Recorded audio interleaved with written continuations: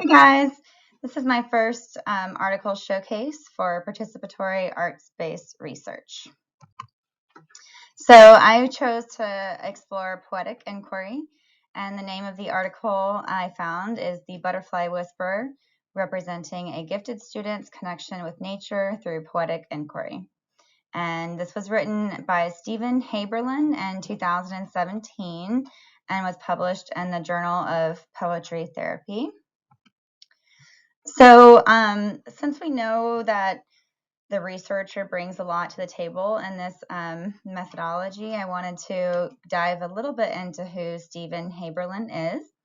And he's currently a professor, an assistant professor at the University of Central Florida. Prior to that, he was at University of South Florida in Tampa in the, I think, education department. And prior to that, he was a K through 12 teacher. And that's actually where he met the participant that is in this study we're going to talk about today. And he also has an undergrad in English where he did do a little dabbling in poetry and journalism. So I'd say that he has a fairly good grasp on using words. Oh, and then I guess a little side note I have is that I found just 12 articles in Google Scholar published by him and or authored by him, and he was the sole author on 8 of those, which I thought was kind of odd.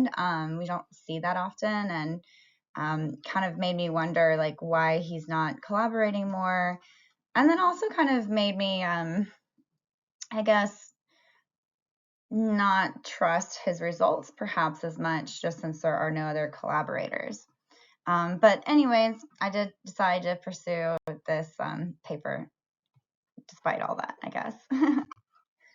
So Stephen's purpose for this poetic inquiry was to explore the idea that children have a unique and special bond to the natural world, and that's often a much deeper bond than adults have.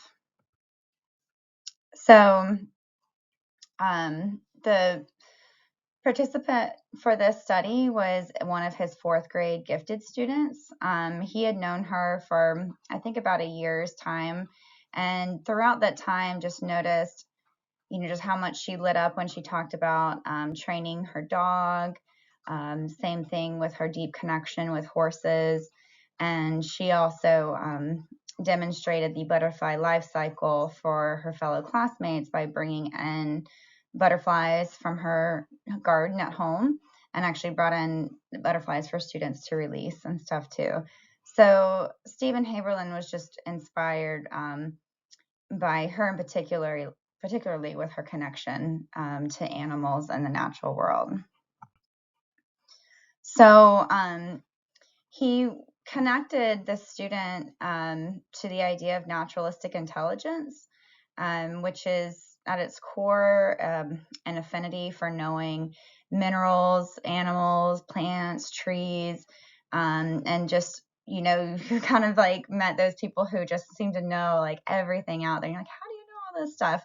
Well, there might actually be some people who just naturally are good at knowing our natural world. And same thing, or along with this idea of naturalistic intelligence, is that these people often have a really deep and spiritual connection to the natural world, and see it as something that interacts with them as much as they interact with it. Whereas a lot of people treat nature as just like a background to things, like, you go outside like to have a picnic, or go to the beach to have like a party or something, but it's not necessarily the sole reason you go is to seek out nature.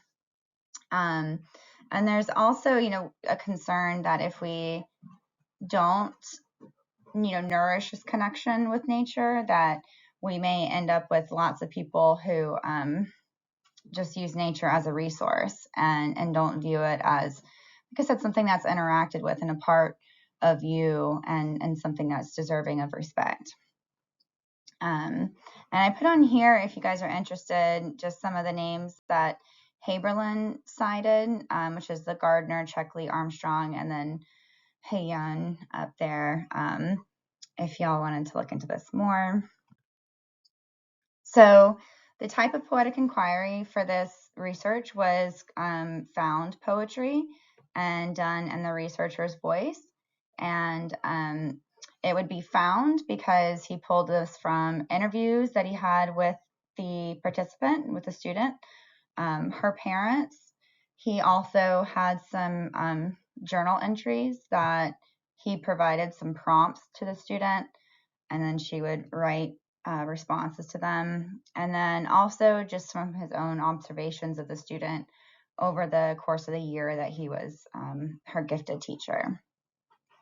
His goal of the work was to represent this deep connection that she has to nature and perhaps introduce some new understanding of this deep bond and also of naturalistic intelligence. So these, I have 3 slides of the poems that he came up with, and I will just read them for you, I guess. The first is called Nature's Child, and it says, "The wind blows, it's talking. I understand the earth. Nature understands me. I become calm. The horses whinny. They understand me. They love you. They listen. I become calm. Sisters yelling. I was so stressed. I talked to my dog. She understands me. I become calm." I added the pictures. The next one is called Nature's Mind, and it reads as alone, outside, writing, connecting, nature, quiet, think, silent. And the final poem is called The Butterfly Whisperer. Butterfly in hand, noisy crowd, she is peaceful, holds it towards the sky, bursts into the air, sputters, catches, wind lifts off. Clap and cheers, it's on the wall, at least it's safe. Sorry if I read that weird. Okay. So those are the 3 poems that he came up with. And throughout this experience, he really felt that there was a very deep connection, and it was a unique connection that his student had to nature. And he spoke about being kind of in awe of this connection that she had. It was very interactive in the sense that nature responds to her, even talks to her, feels her, listens.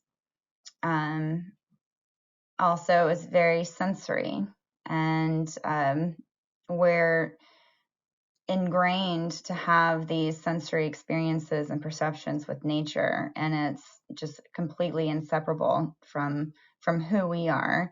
And there's some evidence that this connection, may be vital for brain development and even intelligence.